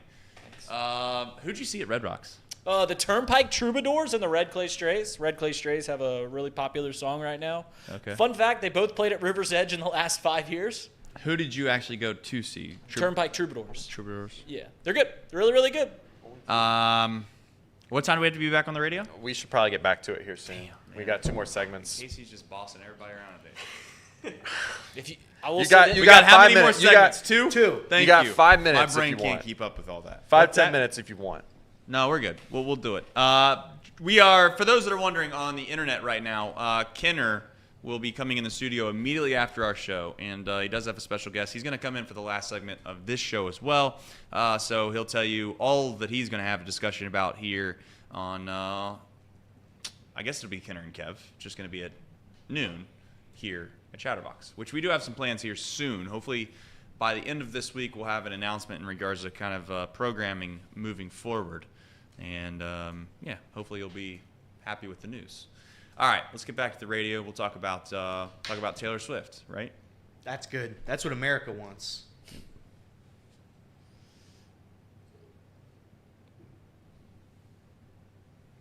All right, welcome back into Off the Bench, presented by United Dairy Farmers. Right before we went to break, we teased. I think that's what they do in the radio. It is. Do you know anything about the radio, Elliot? I did, and that's because I worked there. Did you know that? I didn't know that. So here's the we thing, worked Elliot.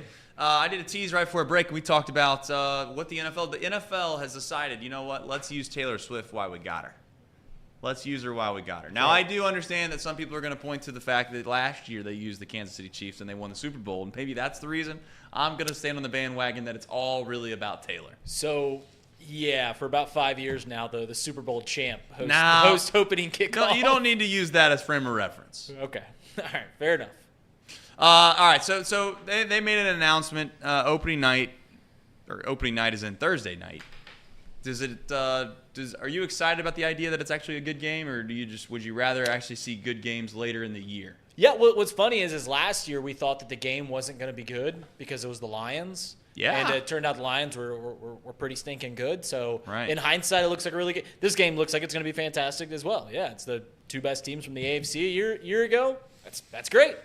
We wait all year. We get that kind of pseudo week one college football stuff, but we all know early college football, there's like one good game a week.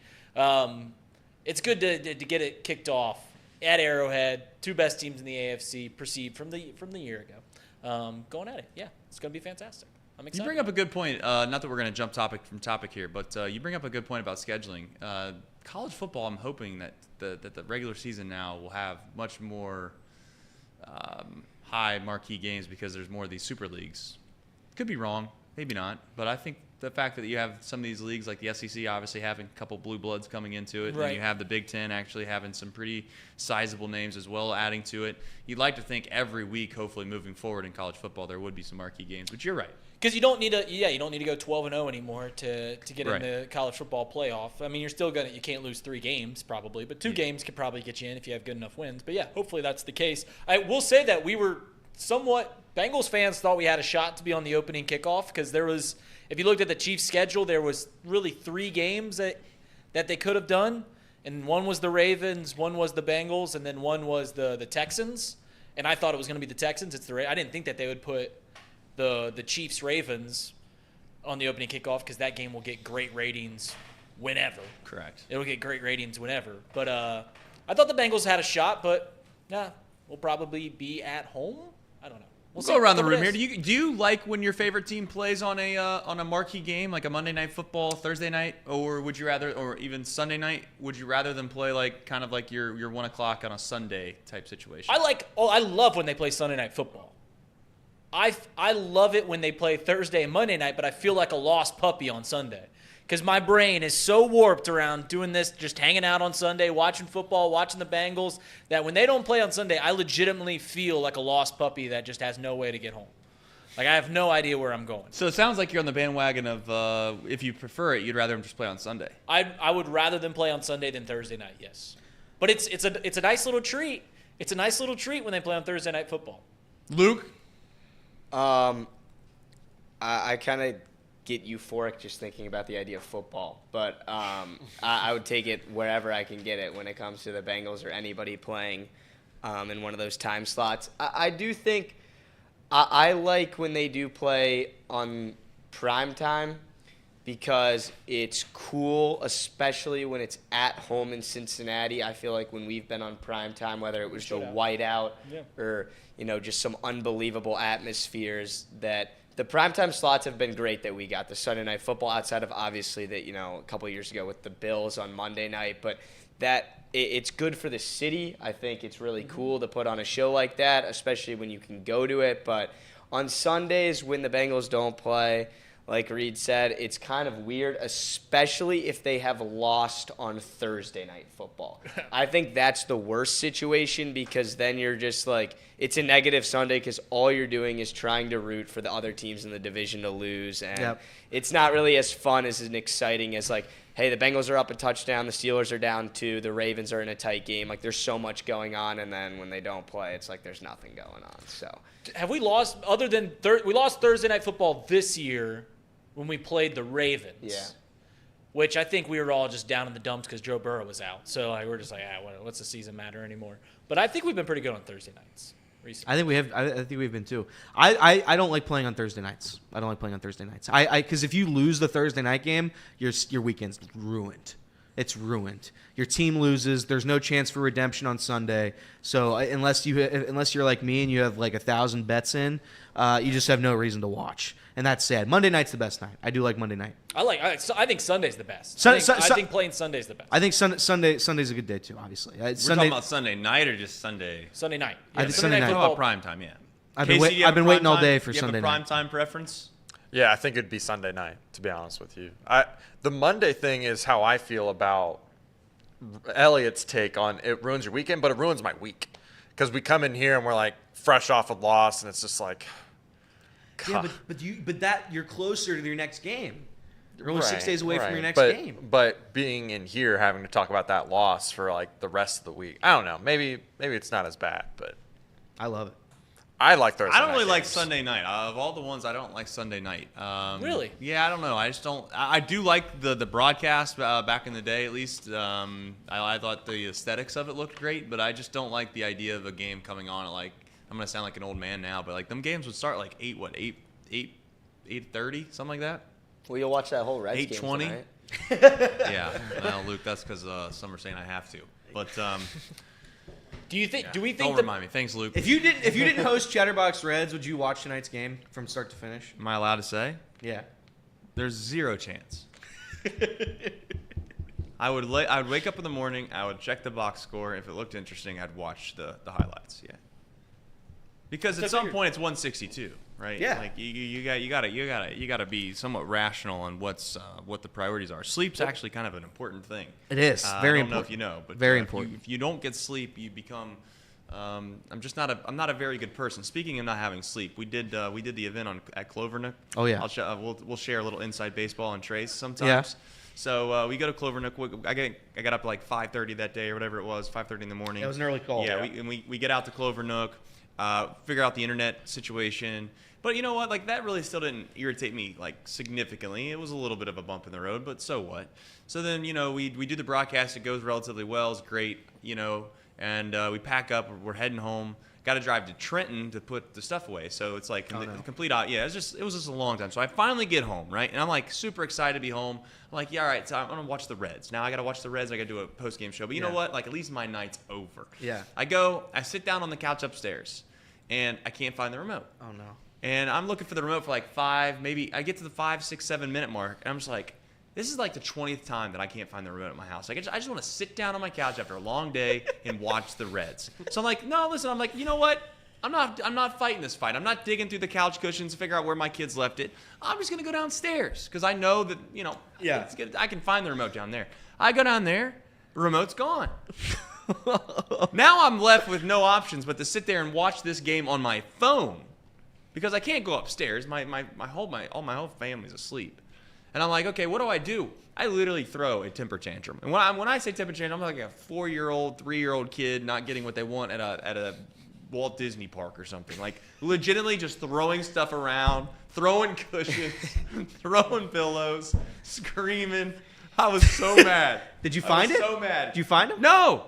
So what I guess happened is my 3-year-old daughter, which is the only one that actually had the saving grace. If it was one of my sons who did this, I would have probably killed him. But of course, I wouldn't have killed him. And for those that are wondering about child's safety and things like that, but yeah, she just decided she was going to take the remote and stick it in her toy bin at the bottom of it. She'll let me know the next day.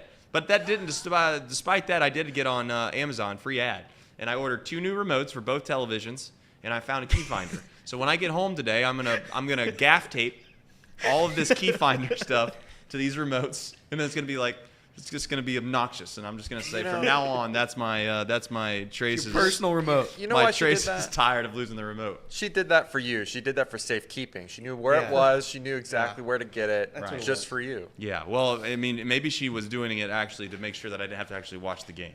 That might be could it too. too. Yeah, who knows? But that's here nor there. NFL, it's almost here, guys. The schedule releases Wednesday. Wednesday. Do we think the Bengals will have 5? Will they max out primetime games this Am year? I allowed to say no to that? And without I don't think so. I don't think they're going to give it to them. Did they have it last year? I don't even know if they had it. I think they all ended up 5. maxing it out last year because they had 2 primetime games with Jake. None of them got flexed out. I bet they get the over-under's three on that. I would say. I would take the over on that. I You're think thinking I they're gonna don't get think four? they're going to get a full 5. You're guaranteed a Monday night and a Thursday night. You're going to get one of those two. You're going to get both. And then it's just, will you get a couple of Sunday And I nights? think they're going to play 2. I think they're going to play 2 division games.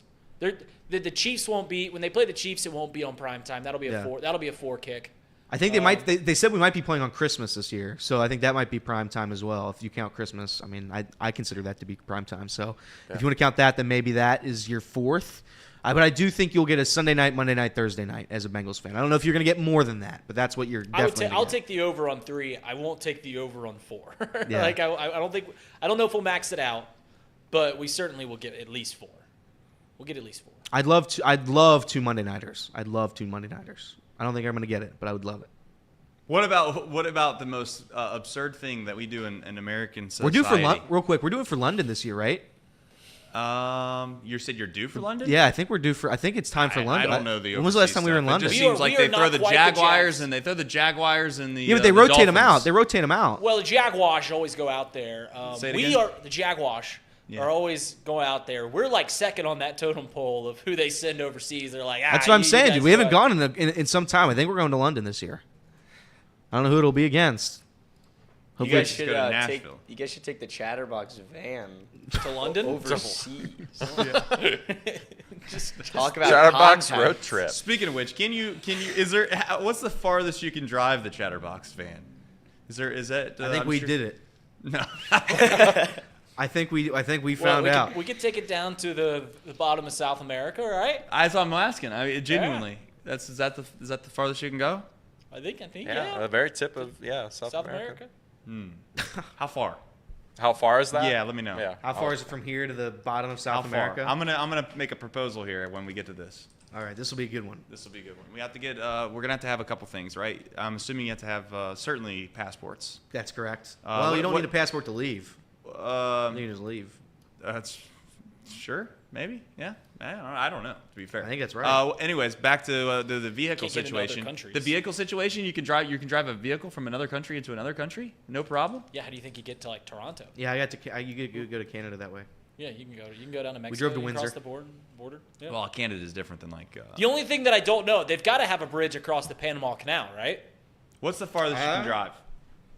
We'll find out. If we can't figure it out, we'll talk about it on the very last segment of the show. But as far as the Bengals in regards to primetime games, Yes, there is, Reed. To finish out the point, I think they'll. I don't know, man. 4, maybe 4. They'll definitely. I think they'll definitely. You get think they're 4. definitely getting 4? I don't know. think they maxed it out 2 years ago. I think they maxed it out last year. I know this. If they had gotten Justin Jefferson, they'd had 5. That's a fact. That's a fact. Or if they got Dion. Dion, too.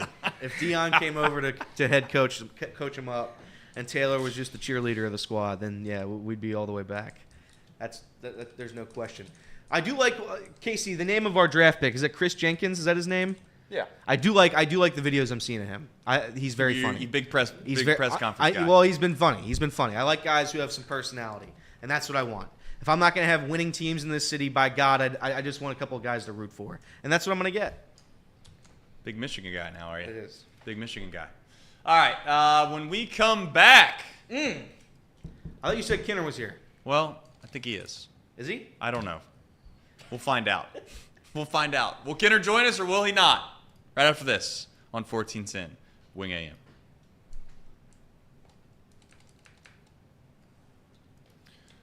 Mike Lackley is looking for FCC talk.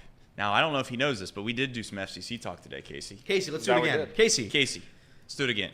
Do it again? what are Yeah. your thoughts on FCC? Big win over the Columbus Crew. Hell is real. Now, this is my Hell favorite is real. part because Kinner has no clue that camera right there No is, clue. Is He's just in his. is almost just almost you're good now, but if you go closer to it, believe it or not, it's better. Just so you know, when you're trying to when you're trying to sneak in here. Don't worry, I got it on trace, so you can. Yeah. All right. Oh, they're throwing it up here. We're off the radio right now anyway, so we can be unprofessional. We're on the radio. Not right now. Yeah, we are. No, we're not. This is the last segment. Yes, we are, but I've not brought us in. Oh, you've not brought us back yet? Yes. No. Oh, okay. Yeah. So just remember that when you're editing. Okay. Because you're going to have to edit. But what I wanted to do was I was going to give you a quick little shout out to Michael Ackley for the FCC talk. That's right. Yeah, I mean, we talked about it a little bit. All I had to really say Did you get a about chance it to is watch much of that game or no? I got to watch the second half. I was hosting a Mother's Day party. That's fair. I wasn't saying Yeah. you had to watch it because you're a diehard or anything like that. I was. No, I understand. We had a long weekend. Yeah, it was. Did Miami baseball that day too, so I was just. It was a long week. It was a long week. It was a long week. Yeah, I mean, Kevin Kelsey, big time addition to FC. How do you spell his last name? I think it's like how you spell like a girl's name, Kelsey, like K. think he's right. Like K-E. Travis? No. No. No, with Y. EY? Yeah. Where are you Y in it? Yeah. By the way, shout out to Chi-Town Real Estate. Elliot, at least we can watch the White Sox. They're turning things around. I don't think so. Boy, I'll tell you what. Could you imagine being Chi-Town? Two teams that he's rooting for are the White Sox and the Reds. Couldn't imagine that. Boy, I'll tell you what. That's like Clay Snowden trying to cover the A's and the Tigers same season. Well, he quits on one of them every year. Tigers are And then, doing all right. and then he switches back. Tigers, yeah, the Tigers are okay. 500? Tigers are 500? okay. Tigers are okay. Did we find the answer, Casey? I'm trying. It's not giving me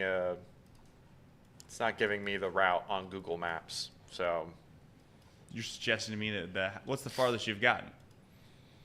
what's the farthest I've gotten? Yeah.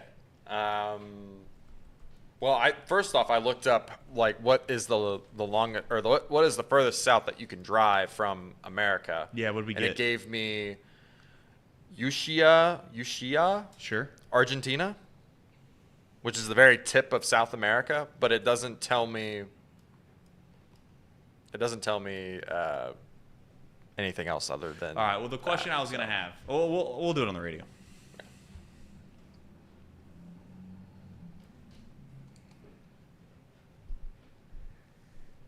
All right, welcome back into the final segment of Off the Bench, presented by United Dairy Farmers, 1410 Wing AM, your home for the best sports talk. At least I don't know if that's the real slogan or not, but it's the slogan I'm going to use, the best sports talk in Dayton. Why? Because I said it. How about that? We were trying to figure out the farthest you could drive from basically, I like to say Cincinnati, but maybe we'll say Dayton, but wherever, in America. What's the farthest you can drive down south? Casey, you've come up with an answer, but you just can't figure out how to use Google Maps to save your life, so you don't know how far it is. But what's the actual answer?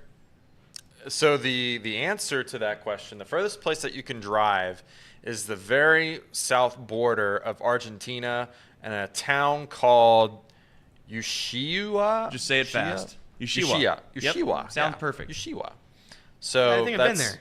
That's Beautiful this time of year. that is literally the tip of South America. So you have no clue how far it is.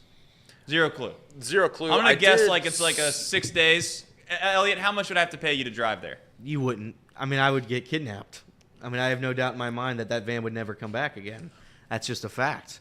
I What mean, are you trying to suggest? I'm trying to not suggest that suggesting you- anything. I'm just I have Dangerous a hard neighborhood, huh? I have a hard time believing. I have a hard time believing that van is making it back.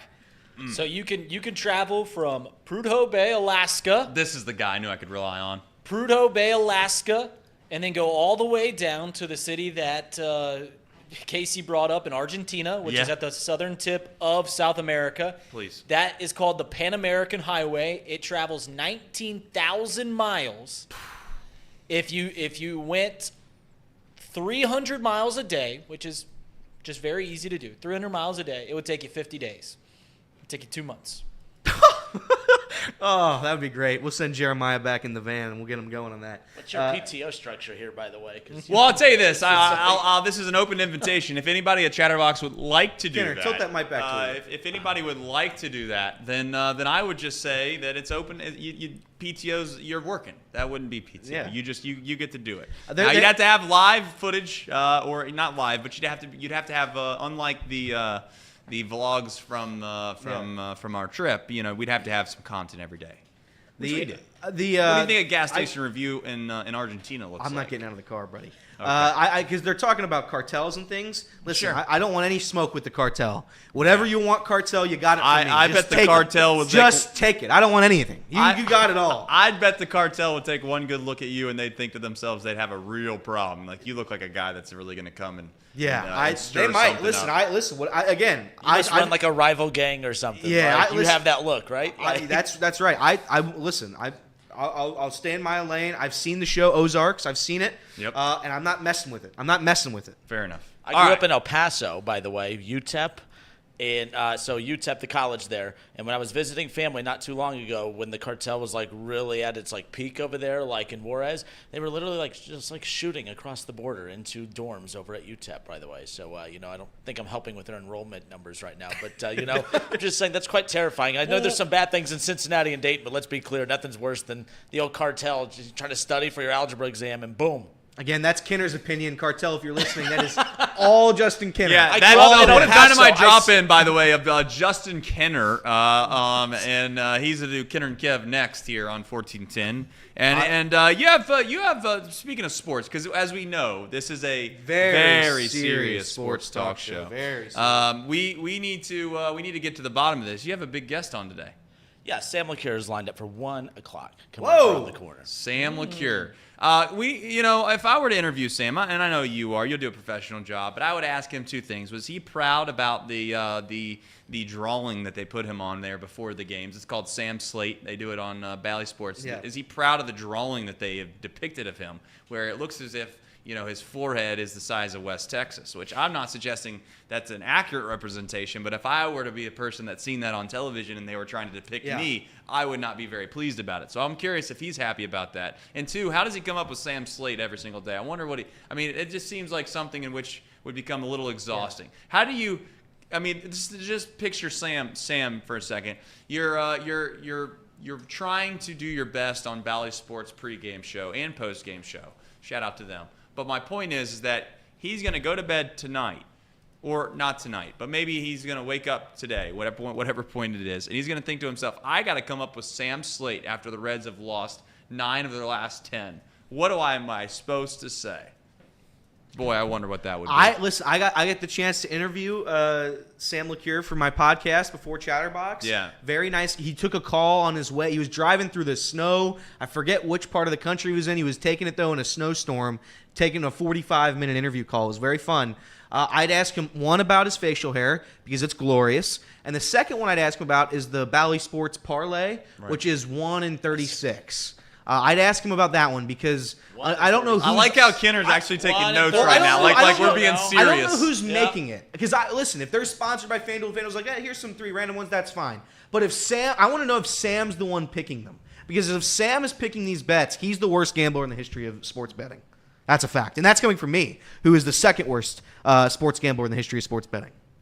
That's what I want to know. So Sam LaCure is he's coming on at 1. That's right. And what other big time sports topics you got today? You here? see this little rundown here? Yeah, I do. That looks like a real pro. I've been trying to get to it. I'm not really sure. Is that an illegal pad or a legal pad? It's a legal pad. Okay. All right, and we have a whole cabinet full of these at the radio station. Rumor has it, Elliot used to work in radio. I did. Did you have a filing cabinet full of these awesome little legal pads? They didn't let us use the paper there. When they fire people, they go were through illegal. When we fire people, we go through their desk and we pull these out. So you'll have all these half a pads just stacked up. It's just like tombstones of all the former employees. But I used printer paper there, I believe. I just used the white printer paper. Didn't have lines on them or anything fancy like that, unfortunately.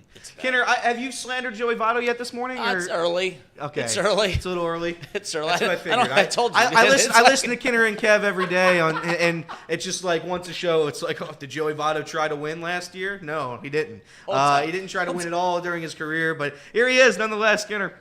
Oh, yeah, Joey Votto. He didn't give me an autograph once when I asked him for it, so I've had it out for him ever since. No, but, look, that take, I get it. I wasn't going to make a lot of friends with that one. But baseball's different than any other sport. It drives me nuts. We get mad at LeBron and we get mad at other athletes when they want to push their way off of teams who aren't winning. We get mad at them. But I get mad at athletes who are just content with losing. And at no point did I feel like throughout Joey Votto's career, did he put pressure on the Reds front office to say, guys, look, I like playing in Cincinnati. I want to be here, but can y'all give a damn like I give a damn? No. Then while they're losing and starting their second rebuild, all he's doing is these little TikTok dances. But I was fact-checked by Mr. Elliot Rearing over here. Apparently, he only got TikTok 2 years ago. So apparently, throughout the entire second rebuild, he wasn't on TikTok. Yeah, TikTok is a relatively new feature here in the world. Banned, but yeah. Let me ask you this: if he would have put pressure on him, don't you think Phil? Because the Reds fan base certainly did put pressure on the Castellinis, and then Phil famously said, "Well, where are you gonna go?" So don't you think you would have had a similar response to a guy who signed a contract? Well, he had the non-compete. What is this? I'm talking about something Non-trade else. clause. He had the no trade clause. So therefore, he had all the leverage. He had all the power. I guess. But the Reds love guys hitting just a hair above 200 in their lineup, and it's continuing this year. To be honest with you, they could bring him back. He'd fit right in right now. He would. I'll tell you right now, it couldn't get any worse. Bring him on in. If Joey Votto wants to sign a $3 million contract, come on over. Come on to town, and you can play first base, DH. Put him in right field. Can't get worse in the outfield either. So I'm fine with it. I'd love it. I'd love it. His debut. What do you got on that big old legal pad over there? What topics of conversation? So we got today? I'm just making sure I no longer do a whole lot of notes because then I find myself reading the notes. So I just put little bullet points down of the show order that, as Casey now knows, after doing this for a month and a half, I never follow to begin with. I don't have my clock management skills are absolutely terrible. So this is just a rundown of what I would like to get to. So we're going to open up with a little Reds talk right off the bat. People wanted to bury David Bell right away. Obviously, I heard you guys talk about that a little bit ago. I don't really know where I stand with that. It's always hard in baseball when you've dumbed it down to the point to where every decision you're making is based on what the iPad is telling you. So if you're doing exactly what the iPad is telling you based on everything that the front office has invested in with the analytics, if the front office is investing in everything analytical based and they're telling you need to use all these analytics that we're using and you're using the information that they told you, and you're losing, how could they get mad at you and say that you're not doing what you're supposed to when he's doing exactly what they ask him to do? Baseball's such a weird sport right now. I have no clue how you blame anyone anymore, but I'll find a way. I'll find a way. What would you suggest as someone that loves sports? What would you suggest to someone that might want to watch that? I'll pose the same question that Elliot asked me. Would you actually watch the Reds game tonight? Yes. Yep, I'm a night owl. You're watching it all. I will watch. Yes. Yeah. I I heard they're fun to watch. What percentage of the fan base is watching tonight? I think most of the fan base that that talks about the Reds, they have the discourse about the Reds. They're watching the game tonight. I'm going to watch the game tonight. Well, I'm going to hate myself for it, but I'm going to watch it. Well, And I'm going to what? Well, I mean, like a lot of the fans are going to be watching our Stars play.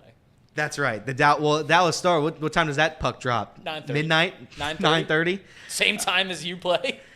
Listen, I'm not. I'm gonna watch the game. I'm gonna sit on my couch. I'm gonna turn on the TV, and I'm just gonna try to be calm while I watch it on my Do we have birthday. any Actually, I probably won't be on tonight? my couch. Is the association playing tonight? They have Oh, to yeah. be, right? Yeah. Speaking of which, this is the first time you had mentioned it, which I think is actually a pretty good point. We probably should have got to it earlier. Some are saying is this the first time in our adult lives that the NBA playoffs are actually interesting? I don't know about. It's not the first time that they're interesting, but the super team era of the NBA, I think, is done. And like back when the Cavs and the Warriors were battling out, it didn't matter. It didn't matter until the conference championship, so it was hard to get into because who cared about the first or second round? We're in the second round of the postseason, and all these games matter, and I think that's exciting for the sport. It's the first time that like the super teams are gone. They've had 5 different champions in 5 years? Yep. That hasn't happened. The Celtics were the first super team, yeah? Am I thinking back on that right? I mean, I don't know I if that's what they was- labeled them at the time, but that's what it was. It was the first time that players had gotten together. They had coerced themselves. Like before then, the GMs were making the moves, Right. and you could make a super team. But it was the first time that the players got together and said, "Hey, let's all join forces. Let's play together."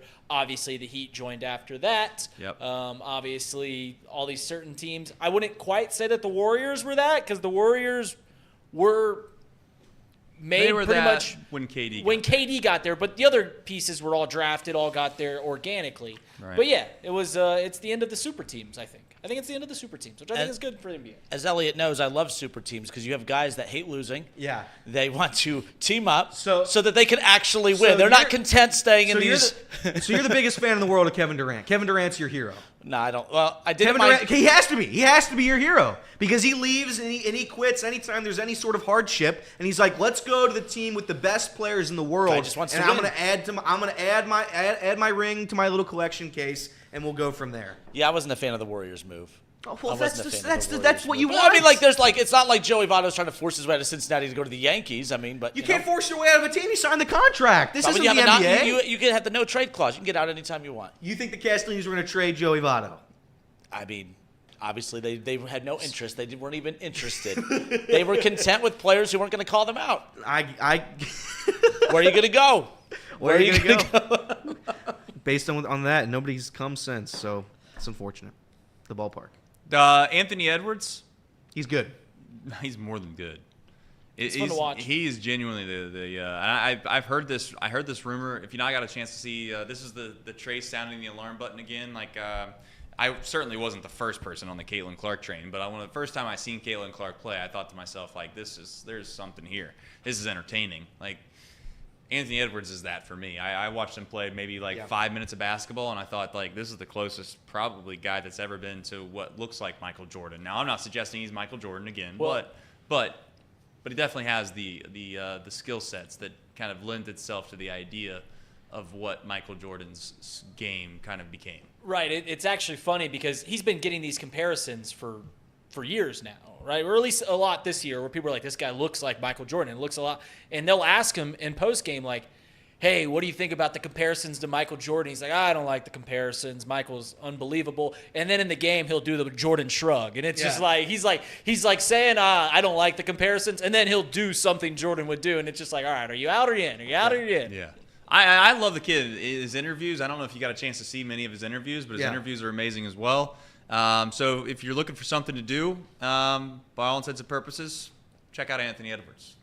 And the association's starting to heat up. All right, we're getting ready to sign off here. Kenner, what's your favorite topic of conversation today? Talking with Sam for one, but right off the bat with the Cincinnati Reds because I want to get people's opinion. Is this a good team that's playing bad, or is this just a bad team that's just being bad? Like I feel like I'm duped. I feel like I was duped coming into this season. I was Mr. Cheerleader coming into I was everything I hated coming into this season. The Reds were great. The Reds were winning the division. The Reds were going to the playoffs. I was like all excited. I was talking about my content calendar for the entire summer. Like I'm going to get to talk about a good Reds team, and here we are. The more things change, the more they stay the same. So there you go. Was Kenner duped? Right after this on 1410 Wing AM. Take care, everybody. We'll see you back better than ever tomorrow. This has been Off the Bench, presented by United Dairy Farmers.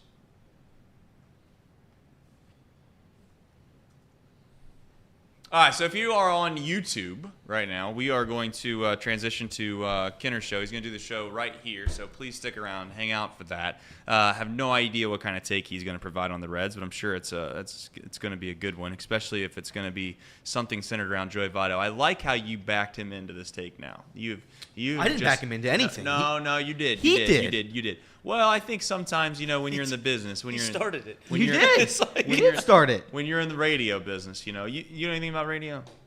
It's funny you mention it. I worked there for a year. Yeah. Well, I was just saying, in the radio business, sometimes you got to come up with some topics, conversation that you're just trying to hold serve. Boy, you have backed him into this one.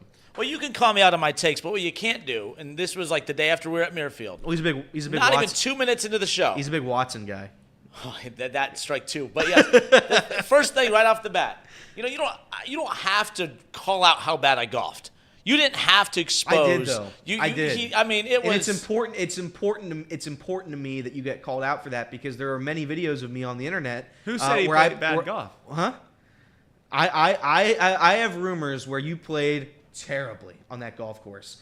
They're not rumors. They're facts. I may or may not have heard about the scorecard. I may or not have heard that there was a double bogey max, and you used that max every hole. Listen, I've never once said I was good at golf. You could even ask on the way down or over. He didn't say he was good. Whatever. I would say this. I'm going to say this right now, and I bet we do it. We're going to do it, actually. Well, I think that you two playing each other would be a hell of a match. He's in a long line. We got to finish the one with Spur. I got to play Reed. No, you don't need to finish that. Nobody needs to see that. I'm being dead serious. I'm not kidding. And this guy right here was trying to be super positive the whole time, being super nice to you guys. After the third hole, I looked over at him and was like, they're horrible. You two are horrible. I will absolutely atrocious. I'll say he said, this. they're just playing bad. It's a tough course. Tough Like, track. Toughest track. He kept saying it's a tough track. After about the seventh hole, I look over to Reed, and he's like, "Oh God, these guys are bad." I mean, let's not sit here and go on a victory tour that somebody played bad. If you played at Muirfield, by the way, you'd be in a. I'll play Kinner whenever Kinner wants to play. We'll go. We'll go up set and it film up. I will say this, Kinner. Stretching right That's now. good. You got to stretch. I'll say this, Kinner. When the lights are bright, it's hard to play golf, and when you got those cameras on you, it's difficult.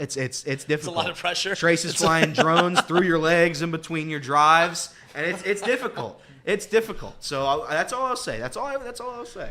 I've been very fortunate to embarrass myself at a lot of pretty cool golf courses. Let's just put it that way. Well, That was well, Never very, once very, lied very, to say I very was cool. good. well, I'd hope to play Now bad I at have one to. of them. Now too. I have to pray. See, I would have felt like I'd had closure if they allowed us to play. Like if I got to play the whole 18, right? So it's like it would have been like, all right, if I never get to do that ever again in my life, no big deal. Now like there's just some semblance of pressure now that comes along with the fact that you got like it's a kid's show, so I won't go there. But you got teased pretty much, and then they're like, oh, by the way, you guys Poke got to the bear. go. And the worst part about it was, and he was saying it when we were leaving, is like the thunderstorm came through. It was a good thunderstorm for probably 30, 35, 40 minutes. And then it had nothing on the back end of it. It was just pure sunshine. So we're packing all of our stuff, leaving. And when I tell you it's the most beautiful sunshine weather you could have, that's what we were leaving. But it was still fun. We had the group we golfed with was fun too. Oh, gosh. We're not going to do that on the internet. Who'd you golf with? Well, we can't really. Now, see, we're going to single ourselves out. We can't do this. Who'd you golf Set with? you up. Who'd you golf with? Yeah. Nice people. Very nice. Nice people. In fact, one I can't do this because one of the. Well, why not? Who gives a shit? We golfed with Ashley. She was fantastic. Did you her see brother her on played. Friday? I did see her Friday. Very nice. Her brother played in the Clovernook Open, but he's also played on tour. He qualified for the Open. Not qualified. He made the cut at the U.S. Open, and he has the course record at. Golly, where does he have he has the course record at Pinehurst. Pinehurst #1. He has the course record, legitimately. Really? So, yeah, went to Marymount. So that was fantastic. Now I will say, I mean, the last one, yeah, it was tough. I'll say it. Well, I'll help you swerve here. The caddies. Thank Have you. you ever golfed with a caddy? I have never golfed with a caddy. I'm not good golfing with the caddy because every time I'm I don't like, like no, the let me pressure. get it. I'm like, no, let me get it. I'm like, oh, no, wait, that's what you're paid for. But I mean, no, let me get it. Like, it was just a lot of pressure. Yeah, A lot of I pressure. don't like the pressure. If What was anybody's your with- answer? You have golfed with a caddy, No, right? I've not. I've not golfed with a No, caddy. I think you have. Oh yeah, I did golf with a caddy. I did golf with a caddy, and it makes me play significantly worse. It makes me play significantly worse, especially when my caddy. Now let me ask you this, Kenner. Let's say you have a caddy and he tosses your pitching wedge out in the grass, and then 3 holes later, I'm like, "Hey, caddy, where's my pitching wedge?" And the caddy responds with, "What do you mean? I'm not supposed to be responsible for that." How would you respond to that? I wouldn't be very kind. And first of all, the rule is they're not supposed when they contact the club, it's supposed to be handed directly to you. It's never supposed to leave their hand. Yeah, unless well, it left his touches hand. yours. It left his Huh, hand. He threw it interesting. out in the field, and nobody ever saw it again. The caddy Interesting. did repay me with another club, though, which I'd argue is better than the other one. So I will thank the caddy for that. But I don't know. The big crux of his debate was, "I'm the caddy. I'm not supposed to be responsible for your clubs." Yeah, that might have been my fault. That might have been my fault. But I made up for it. I got you. You've been using that pitching wedge at all?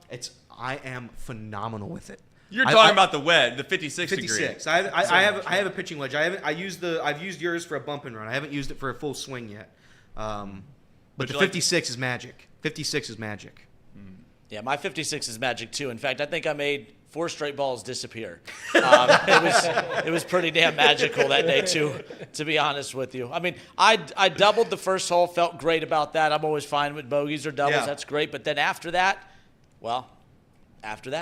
it wasn't a whole lot going on after that. So. That's fair. That was the toughest. I mean, it wasn't a surprise by any stretch of the imagination, but I was shocked at how ridiculous the rough was. I really was. That like was chop it, that was man. one of the things that I just can't continue to get out of my head. That the guys play.